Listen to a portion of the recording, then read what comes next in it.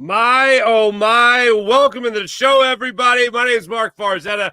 This is the Farzy Show presented by MyBookie, mybookie.ag. Just awesome to have you along for the ride. Maybe you've already done it. Maybe this is your first scroll. Maybe you're seeing it in the headline on the old Twitterverse there. Maybe you're just hopping onto YouTube, all the digital medias, of course, and just finding this out now.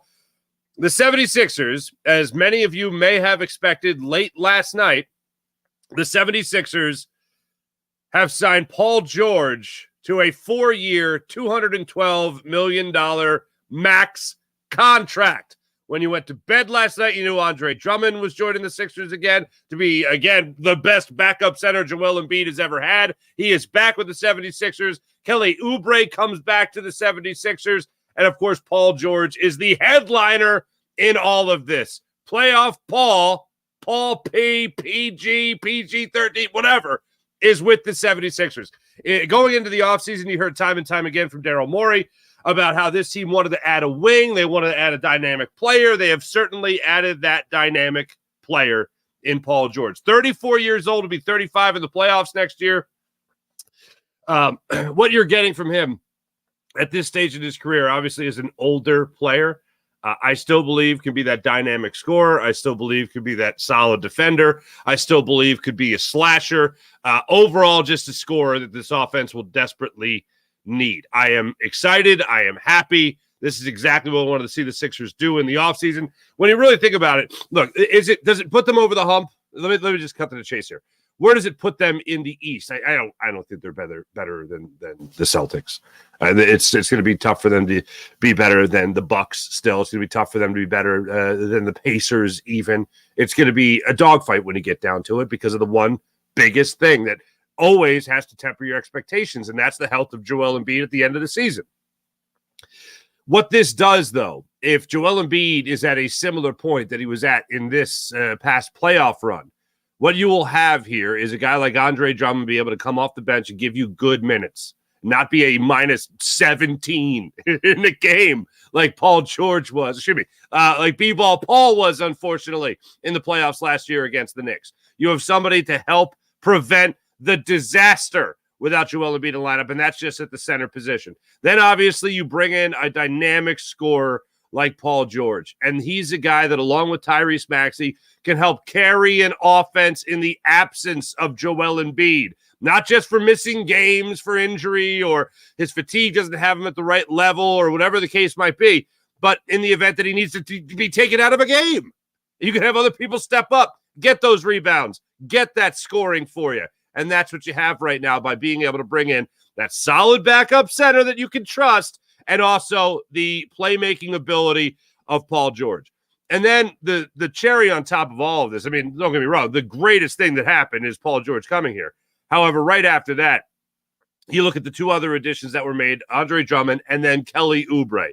Kelly Oubre also coming back to the 76ers, I thought really found his way in Philadelphia towards the end of last season. You saw him be continuously this spark late in games when they needed somebody to step up. If things weren't working, if Tyrese Maxey was off, if Joel Embiid wasn't playing, more often than not, it was Kelly Oubre in the second half of that season being that huge spark. And I'm not talking about a 32-point game, even though that's a great example against the Toronto Raptors. But I'm talking about other games, odds and ends throughout the season, especially in the second half without Joel Embiid, that you saw Kelly Oubre provide that big play that sparked an offense. If it was only a 10-point game, he would score those 10 points in the spot where everyone seemed to be going ice cold, and he was the guy to get you back on track.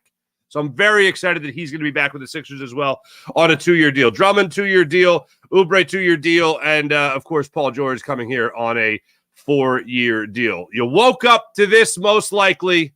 This tweet by Adrian Wojnarowski talking about Paul George, obviously the breaking news there.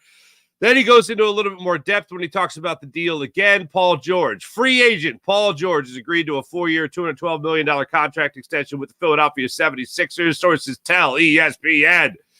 George committed in a meeting with the Sixers officials and returns to the East to join Joel Embiid, Tyrese Maxey in pursuit of an NBA title. First thing we saw was Andre Drummond. This was some Sham Charania coming out there talking about how the 2-year deal $10+ million to come back to the 76ers. Phenomenal there. And then early this morning, you saw this from Woj as well. Kelly Oubre, 2-year deal, $16.3 million to stay in Philadelphia. Deal includes a player option for the 2025-2026 season for the Sixers starting two guard. Also, how dare I forget, Eric Gordon. Okay, veteran guard joining the Sixers now, 35 years old as well. He's going to be joining the fray also here in Philly. So a very busy first couple hours for Daryl Morey. I'm happy. I am excited. The overall thing for me, and this was, as I told you guys going into all of this, when we last spoke on Friday, there's a pecking order here when you talk about free agency. The Sixers, probably their best bet, other than Tyrese Maxey, was to blow it up. That was probably their best bet. But they're not going to do that. They're not trading Joel Embiid. They're not coming this far with Joel Embiid to, quit now in their thought process. So their best bet was to go out there and get that best possible free agent they could get. Well, LeBron wasn't coming here. Okay. Jimmy Butler is pretty happy in Miami. Paul George. Oh, Paul George. What's Paul George got going on here? Oh, Paul George. We could get Paul George. All right, let's get Paul George. We could really use that wing. Daryl Morey, as soon as the season was over, and he took to the microphone, he just laid it out for you. We want a wing player. We want a star caliber wing player to play with these two guys. Tyrese Maxey and Joel Embiid are a great start. And if you're able to add another dynamic wing player to this offense, to this team, oh, man, what we could do, what we could accomplish. Well, everyone that heard that just, Paul George, he wants to get Paul George. Then you saw Paul George and Joel Embiid on, what was it, NBA Today or whatever, NBA, whatever it was. And you saw them on the pregame show there with the Malika Andrews and Stephen A. Smith. And they were talking about, adding pieces and Joel Embiid adding pieces and a little look over to Paul George. And, oh, maybe this could happen. And then a week later, you see interest waning in the 76ers and Paul George. They're like, okay, let's see what's there. Maybe Paul George feels like he is going to go back to L.A. Maybe he is going to re-up with the Clippers, who, by the way, gave a 2-year, $70 million deal to James Harden. And then you start to hear more about how things are waning, really, when in regard to the Clippers and Paul George. And you hear that early in the day yesterday. And you knew he had meetings with the Magic, who brought in Kentavious Caldwell-Pope. So they brought him in. Sixers are getting Andre Drummond. The Magic are already adding a player that could be competing for the ball with Paul George in that regard. Okay, that's interesting. Oh, the Clippers aren't going to be bringing him back, as a story came out from Woj and from Sham saying, yeah, it's not happening between the Clippers and Paul George. So that leaves the Sixers and the Magic. I was like, but it's not going to be the Magic. If his next meeting is with the Sixers, Daryl Morey, there is no way. And the holdup apparently with the Clippers, the big thing was committing to that 4th year. They didn't want to do it with Paul George. After giving up 5 first-round picks, after giving 5 first-round picks, the Clippers were a little. They didn't want to give a third. They didn't want to give a 4th year. The haul that they gave up to OKC to get Paul George, we're going to back off on that 4 year. We're not going to do that. Okay. So the Sixers jumped in. Daryl Morey says, "Oh, we got a 4th year for you, fella. Oh boy, do we got a 4th year and $212 million on that max deal." And just like that, it was signed, sealed, delivered. Dunzo, Paul George to the Sixers. What I want to see from Paul George now is that 41% from 3. He has never shot better than he shot last year from 3. And you see a guy over the last 5 years of his career consistently, regardless of the offense, regardless of who's with him, consistently be a 21 to 25 points per game type scorer. He has kept that kind of consistency. The big leap for him last year, I mean, really throughout his entire career, but in the last couple of years, he has kept that kind of consistency. And that's very important when you're talking about an aging player. Sure, that wall could be out there in front of them for them to hit, and all of a sudden they're just cooked. And we all certainly hope that's not the case. But just in terms of style, him playing with a younger Tyrese Maxey, him playing with another the scoring champion in Joel Embiid, it can allow him to fill a role here on this team. And I'm not degrading or belittling Paul George's game by any means to a role player. But in terms of what he could do on this team, sure, it's a lot of what you've seen him do throughout his career. But if there's going to be something to fall back on and almost preserve PG for the near future of this contract, it's being able to hit those 3 to 4 threes per game. It's being able to shoot 41% from beyond the arc and help space the floor for a slashing Tyrese Maxey and Paul George be able to spot up for a three on the perimeter. Also, still use that ability to get to the basket, to be aggressive and go to the foul line and all that. He still has that as very much part of his game. But when it comes to the style of play, you could really see more from him here in Philly, is almost falling back more on that three-point range that he has. And three-point range that he had at the best level of his career, at the best part of his career, or the best part of his game this past season was that three-point shot. If you're getting a 34-year-old Paul George, I don't want him continuously going hard to the basket. I want to be able to preserve him for when it matters most in the postseason. Because we all know the unfortunate question mark that Joel Embiid has been regarding his health in the postseason. You now have that other scorer that can help carry this team in a postseason run in the first round. This team does beat the Knicks last year. I mean, all you really needed to even make it more of a series, at least force a game 7, was a legitimate backup center. That would have changed a lot in that series.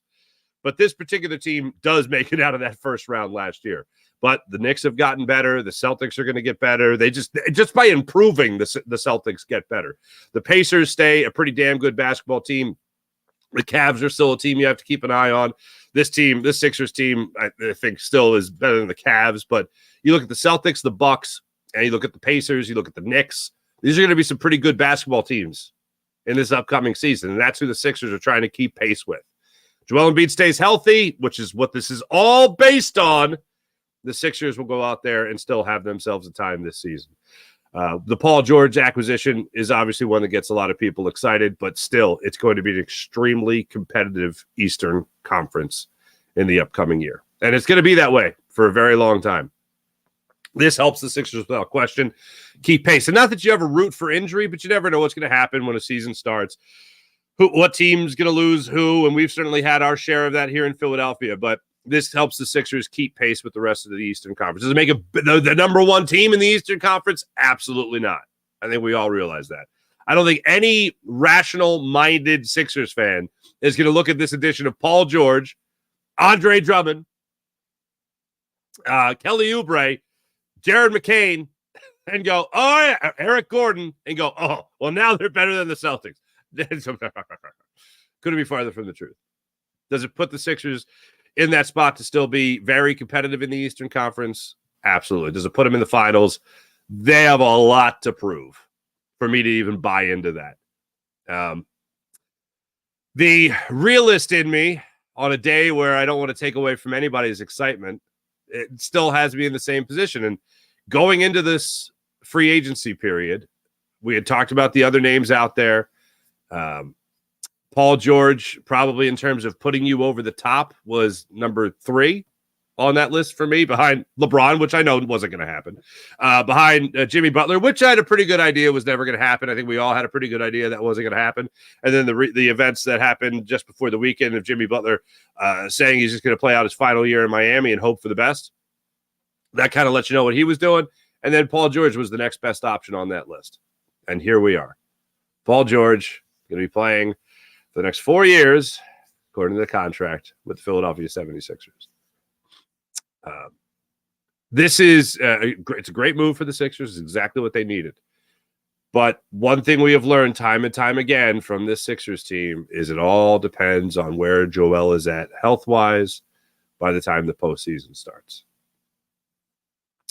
This is going to be a lot more fun of a regular season with Paul George being here. Knowing that you have that backup center in Andre Drummond is going to be a lot more fun. And also the thing of the minutes. The minutes it could spell. When I look at Paul George and look for a declining play, if I'm really looking for that, all right, he's 34 years old. What are we getting right now? And how is that going to decline? I look at the three-point shooting and say, well, who says it has to decline? It doesn't, because the three-point shooting is so good. When I look at Andre Drummond, I look at a guy 3 years ago that was playing about 18 minutes per game off the bench for the Sixers. Then I look at a guy this past year that was playing at about 17 minutes per game for the Chicago Bulls. Still getting rebounds, around 8 to 10 rebounds a game in the limited minutes off the bench. That's all you need from a center on this team. And to have that behind Joel Embiid is invaluable. To have the kind of spark that Kelly Oubre could be, starting at that 2 spot, to have a guy like Jared McCain, hopefully he comes in here, he can shoot the lights out just like he did when he was at Duke. All the discipline, all the hard work that people talk about with him, all that is still very much coming to fruition at the professional level. This is going to be a pretty solid Sixers team in a very competitive Eastern Conference. The unfortunate thing is no health with Joel Embiid. You still get bounced out of the second round of the playoffs. Paul George obviously has the experience of playing in conference finals in his career, something that is, another word, use it again, invaluable to this Sixers squad that does not have a lot of guys that can brag about that. All in all, what a day. I'm excited. I know a lot of you guys are excited about it as well. I'm very eager for the Sixers season to start, and I know we have quite a while before then, and we still have a whole rest of the offseason to go for the Sixers. But if this is the start to it, they checked a major box. If they were going to get that star player, that third wheel, or if you will, or that number 2 scorer maybe to Joel Embiid, or number 3 right behind Tyrese Maxey, if they were going to go out and get that guy, I at least needed to make sure they could round out the bench and get a guy like Andre Drummond. They went out and got that. We were pining for Andre Drummond. I did a hit on CBS 3 last night, and they're like, what other moves you want to see the Sixers make? I'm like, well, they checked a major box for me with Andre Drummond, and I know a lot of people. How pathetic is it that we got to pine over Andre Drummond, and then I want Kelly Oubre back? And there was a report actually over the weekend, that Kelly Oubre and the Sixers weren't seeing eye to eye. Kelly Oubre potentially has priced himself out of returning to the Sixers, and here he is, $16.3 million over 2 years. Yeah, that's a pretty damn good deal. I'll take that. Even seeing him improve from a defensive perspective last year, absolutely worth it. But obviously the huge thing is looking at Paul George. He brings a great dynamic to the Sixers offense. The ability to shoot from the outside, the ability to score from just about wherever on the court. And yeah, I know you're talking about 77 games last year. One thing that does worry me about the three-point percentage, the number of games played, despite some injuries, obviously, in his career. One thing that does grab my attention is it is a contract year. It is a contract year. I look forward to hearing what he has to say. I want to gauge the motivation to win a championship. I want to hear what he has to say about joining this team, how he sees himself fitting in with Maxey and Embiid, how Maxey and Embiid plan on fitting in around him as well, what they can do to make sure they get the most out of him. There's a lot to consider. But one of the things I really do look forward to hearing is just his determination at 34 years old, 35 in the playoffs next year, to see how he could keep on playing at an extremely high level for at least the duration of this contract. That's for sure. 4 years, $212 million. Not a bad day for the Sixers in total yesterday. Not a bad day at all for Paul George. As far as some other names that are out there, Klay Thompson is still out there. That I heard Woj say last night that his time with the Golden State Warriors is done. He's taking meetings. One of the meetings was supposed to be with the 76ers. We'll see if that still happens. And an offseason, let's just live in this fantasy world for a second here. And Sixers boatload of money, $53 million per year over the 4-year deal of Paul George. With the acquisitions they already made, I don't know how Klay Thompson fits into it all. And you still got to pay Maxey. That's something we can't forget about. But, man, that'd be something. One thing, it was funny. One thing that did dawn on me yesterday while I was watching, getting ready for all the free agent stuff, it just kind of clicked. I was watching, I think it was Woj talk about Klay Thompson. I'm just watching Klay Thompson. And then I was on social media, and I think it was Duke. Duke released that like through the years video of Jared McCain.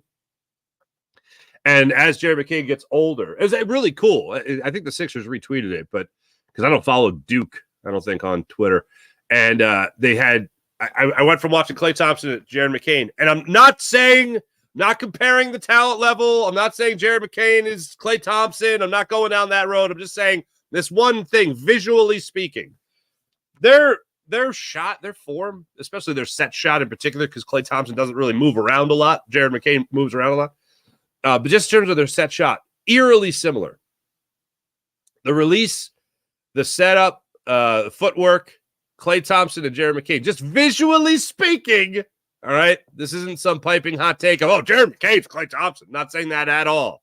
I'm just talking about their form and their shot. I'm like, that's eerily similar. They look very similar when they do that. Not saying it's going to be it, but I'm just saying. That's a nice thing. If you're going to look like somebody, look like one of the best shooters of the last 20 years in the NBA. That'd be nice.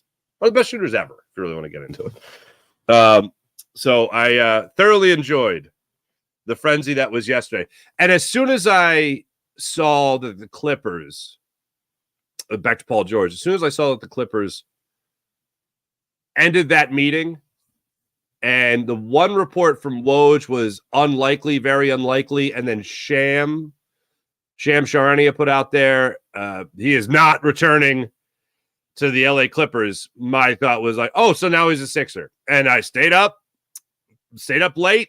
And then Woj put it out there. What time was it this morning? Sham put it out there. 4-year, $212 million at 3:31 this morning. I would assume Woj put it out there around the same time. Woj beat him by a minute. 3:30 this morning. Paul George is a 76er. In your mind, where does it put him? Did they get out of the second round of the playoffs? Did they get to the Eastern Conference Finals? Are they a finals team now? Where does this put the Sixers? I think one of the most underrated things in all of this, look, the headline again, Paul George, great to have him. But a huge deal for me, I know for a lot of other people, is Andre Drummond being back here. And I remember when everything went down with Ben Simmons and James Harden came here, and James Harden was obviously the headline, just like Paul George is now. But when Andre Drummond left, I thought, I know a lot of people were focused on Seth Curry too. But I thought, hold on, when Embiid leaves, it's a disaster. It's a horrible disaster. We all love the story of B-Ball Paul, but last year's playoffs, not great. Not great. Daryl Morey checked 2 huge boxes. And if you want to include Kelly Oubre in this, sure. I think they could have gotten somebody else, but I really liked Kelly Oubre. He was my number 1. I wanted him back. If you were to tell me guys at that position to be in the starting 5, Kelly Oubre was my number 1, so I'm glad that's done. But having Andre Drummond here, you can't talk enough about how huge that backup center position is here in Philadelphia. Now you got the best guy that you've ever had back up Embiid. You know how old Andre Drummond is, by the way? 30. I don't know why I had it in my head that he was 35, 38 years old, but 30 years old, Andre Drummond, back with the 76ers. You love to see it. So where are you at on this? Now, before I move on to the next topic, I'm going to do a chat check here. I want to see how you guys are feeling about this deal when it comes to the 76ers. So I'm going to do 2 chat checks today. First off, IBH saying good morning. How about them Sixers? Says IBH. Buddy Christ, good morning. Will PG help the Sixers finally make it to the conference finals? I got to see how really it all comes together. Yes, to answer your question, affirmative. He absolutely helps the 76ers to make the conference finals. Finally, he helps that. Will they do it? To me, my biggest concerns still in the Eastern Conference are the obviously Boston Celtics, the Milwaukee Bucks, believe it or not, right? and the New York Knicks. Those are still my major. Indiana Pacers can't be overlooked, certainly. Paul George's old team, as we know, from many, many years ago now. But it certainly puts the Sixers in a category where if they are able to get that 3rd seed, able to get that 2 seed, then they'll be able to, of course, have a great chance of making the Eastern Conference Finals. This, to me, even more so than the 32-year-old James Harden, this is the best acquisition the Sixers have made since Jimmy Butler. Since the Jimmy Butler quadruple doink year, this is the best acquisition the Sixers have made. And I say that because you now have Tyrese Maxey. That's the difference maker for me. And one of the things that really stuck out to me about Daryl Morey's press conference, other than shouting from the rooftops, basically, oh, we're going to get Paul George. We want Paul George. Hopefully we can get Paul George. The other thing that stuck out to me in that was they were even surprised by how much Tyrese Maxey improved again from 2 years ago to this year. They had a question going into it. Can Tyrese Maxey be the number 2 scorer on a championship caliber team? Yes, was the very loud answer to that with a huge exclamation point to it. So I love that. And Paul George coming here to Philadelphia with Tyrese Maxey being able to play at the level that he could play at, and obviously Joel Embiid and the level we all know he could play at. It's just a matter of whether or not you keep him healthy throughout the year and ready for the postseason. Paul George, his versatility and his ability to blend. I mean, think about this. In Indiana, he had success as a player. In OKC, success as a player. Obviously, in LA, success as a player. Like, the guy can flat out play. He's a great player. It's just a matter of how much of that greatness he has left over 4 years. I think this first year, obviously, the greatness will still be there. You got to keep him healthy as well. But over the next couple of years, it's a matter of whether or not he keeps his shooting up from the outside. And that, I think, will keep him playing at an extremely high level over the course of this contract. Because these guys, I mean, even if their knees go, if there's something, they get slower, obviously. The shooting is something that stays there. And if you're able to keep him open on the perimeter, he could be deadly. And that's what I'm looking forward to the most about him, what he could bring to this floor, or bring to this offense, and the ability to spread the floor. So Buddy Christ, that's great. I think that's the longest I've had Buddy Christ up there on the screen, so I appreciate it. Giordano Molina, what's going on? Hello, go Sixers. WC, what's going on? The Latin Inferno. Do people still watch basketball? Yes, when they're good. IBH, I like all the Sixers move. Love having Oubre back and Drummond returning. I don't know. Am I the only person that just really loved Kelly Oubre, especially in the second half of the season? I think it was San Antonio, OKC. The overtime game, it was double overtime game? I think it was double overtime. Yeah, Tyrese Maxey got the handoff. Late in that game, I want to say it was Ricky Council the fourth and Kelly Oubre. I think that was the game that everyone went ice cold, and then Kelly Oubre all of a sudden came up with like a personalized 8-0 run and helped the team get back into it. What's going on, Sean Kilrain? 3-card Monty. What's going on? Great moves. Hell yeah. James Alexander. I think PG got it overpaid. Let me just say this. They're all overpaid. They're all overpaid. $212 million. What the hell? But that's the price. That's the price. Gordon filling the Batum role. BG massive overpaid. But let's see what the new show brings. Yeah. I think Gordon takes more of the Kyle Lowry role. 35 years old, guard position, play small forward, but very undersized for a small forward. I think he takes over more as a guard on this team. Sean Kilray got my man Drummond. Yeah, I saw that tweet. I'm in the mood for a cheesesteak. Ah, Drummond, you sly dog, you. Babs, what's going on? Morey is up for Executive of the Year after getting Paul George to agree to not be injured and not to load manage. Lonnie Rayford, let's go.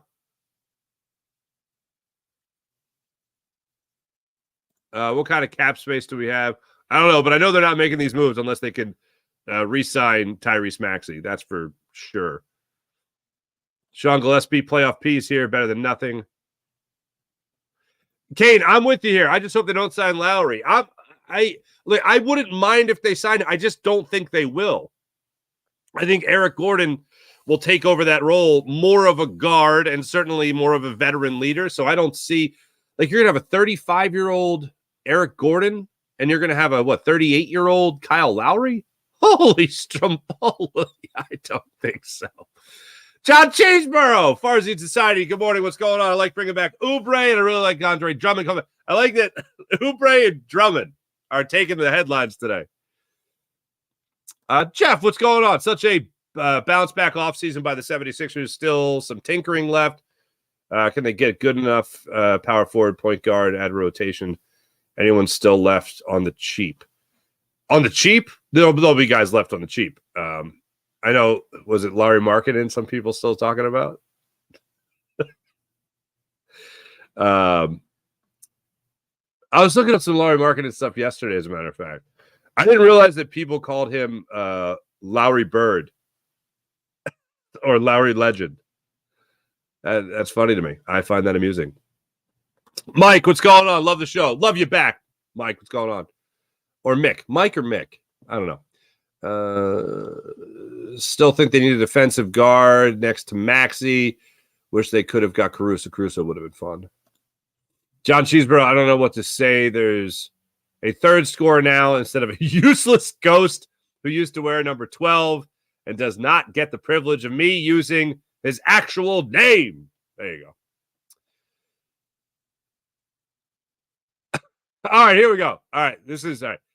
Laugh my ass off. Paul George, laugh, clown. This team's a joke, says Josh Sass. You sassing me?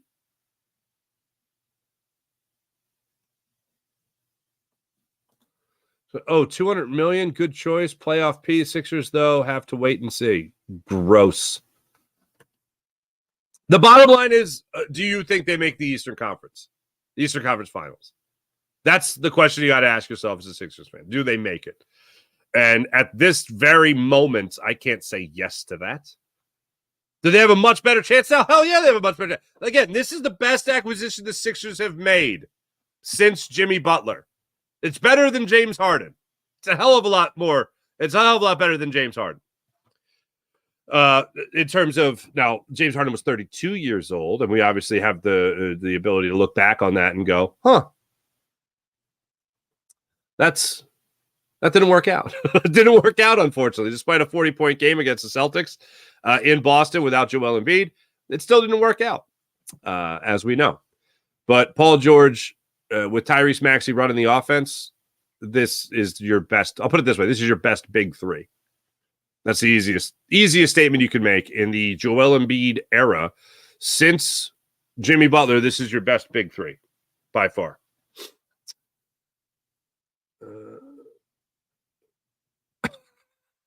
John Cheeseborough. Sixers meeting last night was like, is your name Paul George? Yes. Do you go with that PG-13? Yes. I'd been called that. Have you heard of the 76ers? Sure, why not? Okay, here's a max deal for $11 billion. The only thing I would have added is do you play wing? That seemed to be the apple of the eye.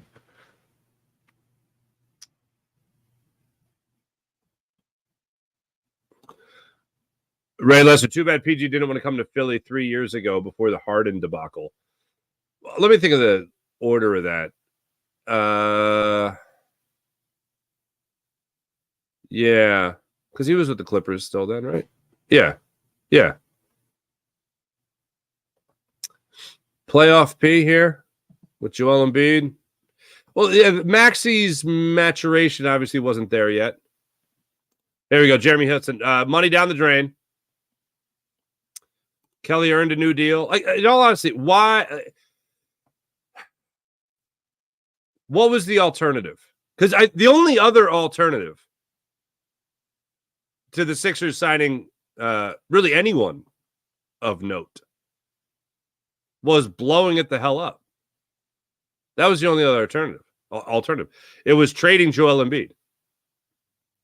So it's either the Sixers give up on the Embiid era and get first-round picks and all that jazz and whatever, and then just rebuild from there, or they go out and they sign a big-time player.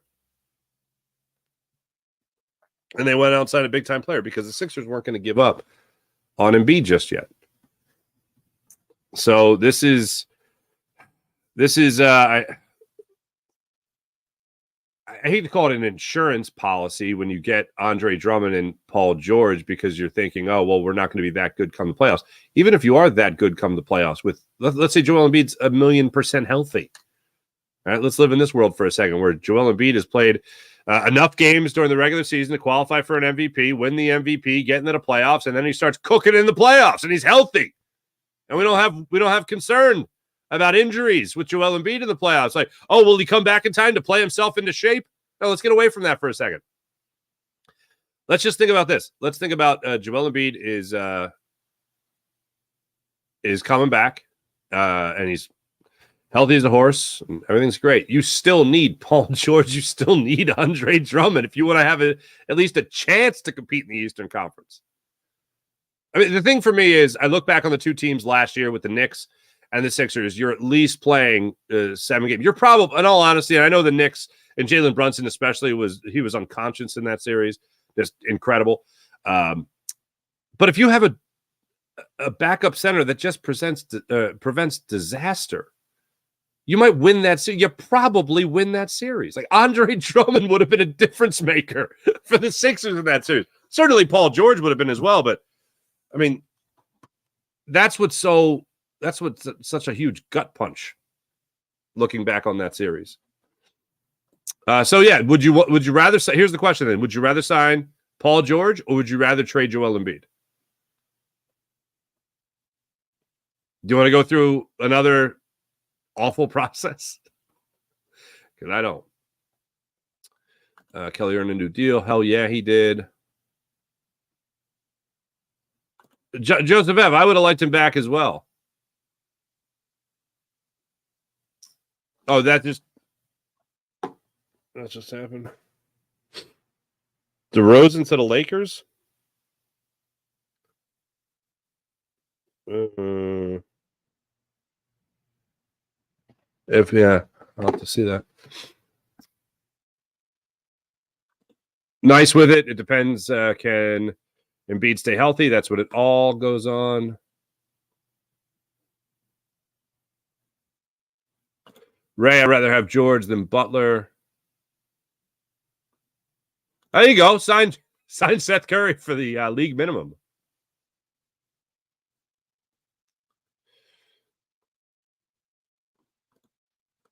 George, Kelly, Drummond. Yep, there you go. Bet on yourself. There you go. Looking forward to seeing this team. So do I.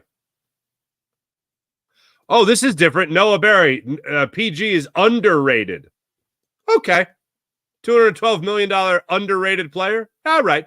So that's what I got for you on Paul George. And I am excited.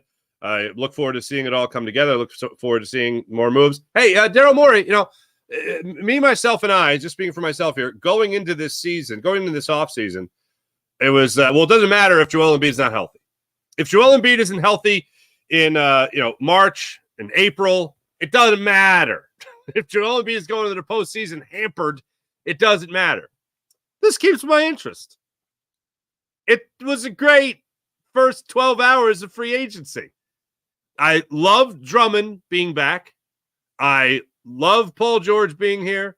I love Kelly Oubre being back in Philadelphia. And I love whatever it is the next step in Tyrese Maxey's game.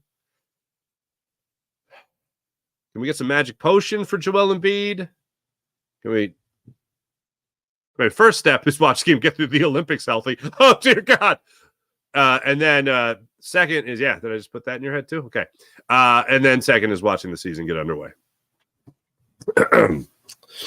Yeah. That's where I'm at. But bottom line is, when I woke up this morning and saw this, I was a very happy camper. In all honesty, I mean, I stayed up. I don't know, it's about 12:30, 1:30 last night, 12:30, 1 o'clock last night, and I was waiting for it. Because once I knew that the meeting was done with the Clippers, and hold on, there was one more thing that I saw. Let me see if I can get this in here. This was from Woj as well. Let's see if this loads. I put this up before the show, and it didn't go in. Here we go. George and his agent, Aaron Mintz, of the CAA, met with the Sixers officials, including Josh Harris, Daryl Morey, Elton Brand, remember him, and legend Julius Erving in Los Angeles. PG agreed on a deal that includes a player option, sources said. The doctor, Julius Erving, helped close the deal. If you're PG and you just met with the Clippers, and you're like, they're still not giving me that year. They're not giving me that year. And then, Daryl Morey walks in, and Josh Harris, like, oh, the owner took time to be here. That's nice, and then he owns like 17 teams, and he had the time to come here. Okay, this is honorable. I like this. Okay, and then Elton Brand, like, hey, EB, what's going on, man? And then Julius Erving walks in. Okay, all right. The doctor's in the house. That's high praise, my friends. That's high praise. All right. Hey, your Phillies. They played a little series against the Miami Marlins. And I think the best way to describe this is I was asked a question last night on CBS 3. How big of a win is it that they beat the Marlins? All right. The way I think is the best way to answer this, because let's not ignore this. This is a huge win that they didn't lose 3 of 4 to the Marlins.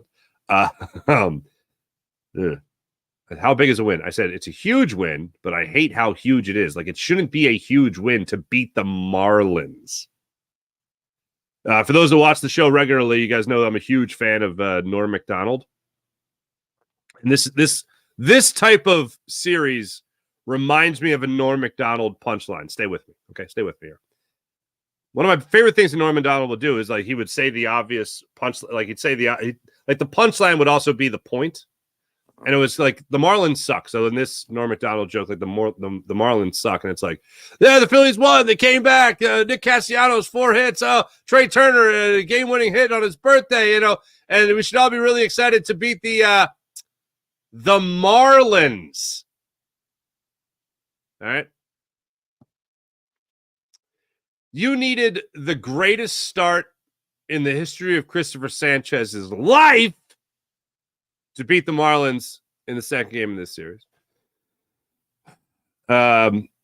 You needed Nick Castellanos to have his best game of the season to beat the Marlins. You need a late inning, biggest comeback rally of your season to beat the Marlins. You split with the Marlins. Yeah, that not ideal. Not ideal. You over a 2-game span, you scored 4 runs on the 26th ranked pitching staff in baseball. 26th in ERA, 26th in WHIP. That's terrible. And you're the Phillies. Crying out loud. I don't give a damn. I know it matters. Interdivisional opponents, blah, blah, blah, blah, blah, blah, blah. I get it. But good God, man. Here's what really sucks about only splitting with the Marlins. And granted, I'm splitting hairs here over maybe one more game, because you lose one game in a 4-game series. It's tough to win, 4 games, sweep a 4-game series against a divisional opponent, blah, blah, blah. And the Marlins are always a thorn in the Phillies side. But you got, let's see, the Cubs. You're facing Imanaga in this series. You got and the Cubs aren't a great baseball team. I'm not saying that, but you can run into some good pitching there. You got the Braves. You're 8 games up on the Braves right now in the NL East. And then you got the Dodgers coming to South Philadelphia. I hate using this term, especially when it has such a bad connotation on it, but gauntlet? Have we heard this one yet? A bit of a gauntlet that the Phillies have in front of them? The Eagles had a gauntlet. How'd that go? Oh, that was at the end of their season. This is just the end of the unofficial first half of the season. Pre-All-Star break. Okay. So to stack wins in this Marlins series would have been nice. To not have to squeak out wins in this Marlins series would have been better. The 7th inning was a bit of a thorn in the side for 2 games. One, the Zach Wheeler start, both 7 2/3, both Wheeler and Nola, 6 2/3, looking pretty damn good. And then just that final out of the 7th inning, couldn't get it, and it ended up being the difference in the ball game. Christopher Sanchez goes out there between the two, throws the game of his life on that 3-hit shutout, complete game shutout. That was awesome. Felt great for him. My point on the postcast with Christopher Sanchez throwing that game over the weekend was very simple. This was a guy that was pulled after 2 1/3 innings in the playoffs last year. Rob Thompson looks down his rotation and says, who can I have up in game 4, I think it was, against the Diamondbacks? And he looks at Christopher Sanchez and says, you get the ball. But you don't get it for long. I'm pulling you after 2 1/3 innings. And he takes him out. And that, as I said at the time, that moved everybody up in the bullpen to the point where you knew Craig Kimbrell was going to come back in the game or come back in the series. So that was pretty crappy. And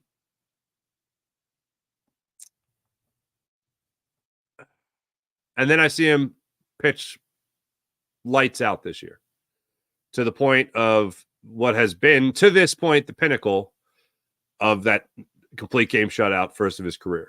And he was so dominant. I mean, from his changeup to his sinker, everything was working beautifully for him in that series, in that start. And then they come out the following day. That's the Nola day, and that sucked. And then yesterday, Ranger Suarez gets taken for 6 runs. Good God, 10 runs in his last 2 starts. Gets taken for 6 runs yesterday. Just everything looked off for him. And then they're able to rally thanks to Nick Castellanos having the day of his life from the plate. Day of his season, I should say. And Alec Boehm hit a home run. That was great too. And Trey Turner on his birthday coming up with a game-winning 2-run single. Good stuff there. Yesterday, from the Phillies, able to pick up Ranger Suarez. Unable to get that 11th win of the season, 12th win of the season, though. But all else is great. Phillies have the off day today in Chicago for 3, in Atlanta for 3, back in South Philly for 3 against the Dodgers, and then in South Philly to host the A's as the A's come back to Philadelphia for a 3-game series against the Phils. Hey, let me tell you about the Game Time app. Download the Game Time app to your phone, create an account, use promo code Farzy, and get $20 off your first purchase. So if you want to go to the Phillies when they're hosting the Dodgers, you want to go to the Phillies when they're hosting the A's, you want to go to a concert, you want to go to a comedy show, you download the Game Time app to your phone, you create an account, and we'll save you $20 when you use promo code Farzy. They have last-minute ticket deals, flash ticket deals. They even have ticket deals for an hour after the event starts or the game starts for mega huge savings. So download the app to your phone. You can also view your seat before you buy it so you know exactly what you're getting. And you can take the guesswork out of buying tickets with that so you know exactly what you're buying and where you're buying it. And here's the best thing. The Game Time guarantee. If you find tickets in the same section and row for less money elsewhere, Game Time will refund your account 110% of the difference. That's the Game Time guarantee. So download the Game Time app to your phone, create an account, use promo code Farzy, and get $20 off your first purchase. All right, let's see how you guys are feeling about them Phils. Get your comments in here once again.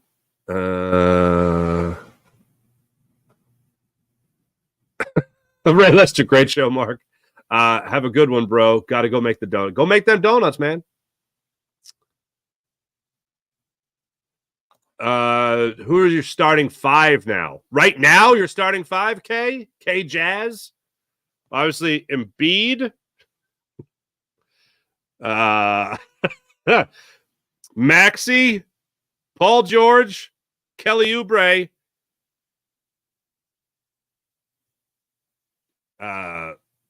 Jared McCain. They don't have starters yet. Eric Gordon's not going to start for this team. They have nobody. Like, who they signed yesterday is the majority of who they have under contract. It's insane. Ooh, nice with it. Miles Bridges. We just signed Miles Bridges to play power forward. I have to see the price tag, but yes, I don't hate that. NJ Fishing, what's going on?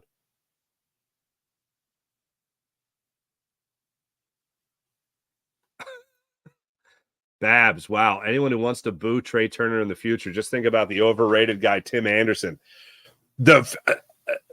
You know what it reminded me of yesterday, Babs? It reminded me of, like, in basketball or in football, like when you know there's a weak corner back, or, you know, in basketball there's a player that's a really weak defender. You can just keep on attacking him, keep on going at him. That's how it felt yesterday. Nick Castellanos pulls the Phillies to within one with a bases-loaded single with 2 outs. I think it was 2 outs, yeah, in the 6th inning. And then Trey Turner steps to the plate in the 7th inning. So Nick Castellanos hit a sharp ground ball to Tim Anderson. He dives for it, goes under his mitt.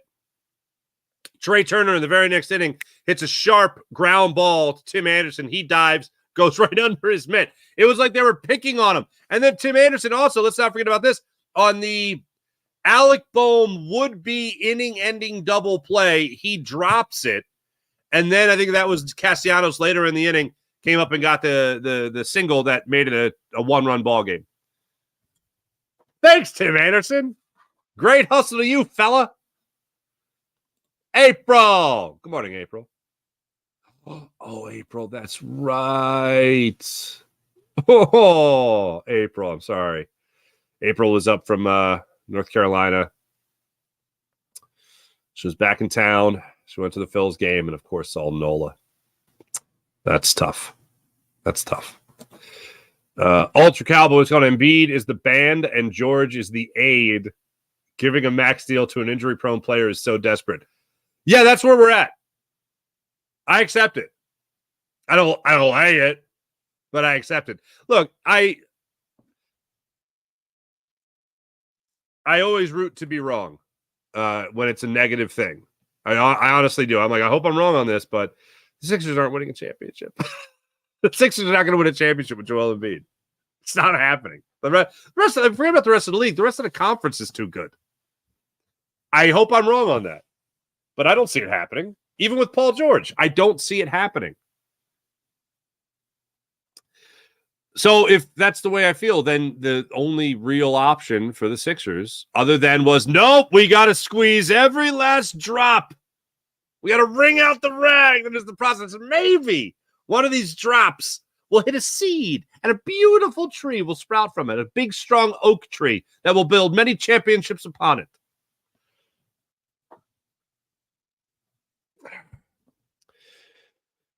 So because that's not happening, because that's the way it's going down, Sixers are trying to squeeze every last drop out of Joel Embiid. They're not going to pack it in. They're not going to trade him, and they're not going to start another rebuild. And I'm not going to say another process because I never want to see a process again. And I said it earlier in the show. Let me take that back. Do you want to start another process? No.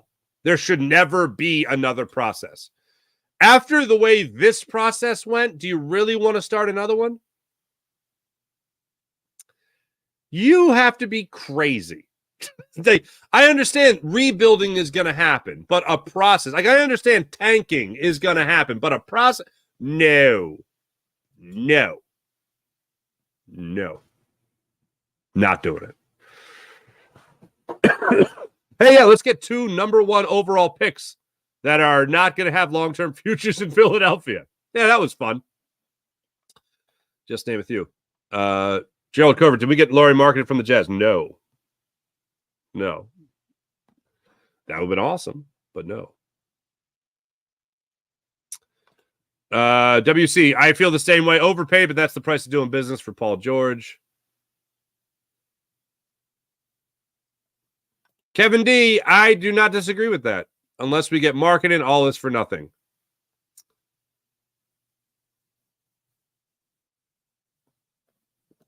Boss man, I think after all the moves are done, they will still be like the third best team in the East. That's pretty much how I feel as well.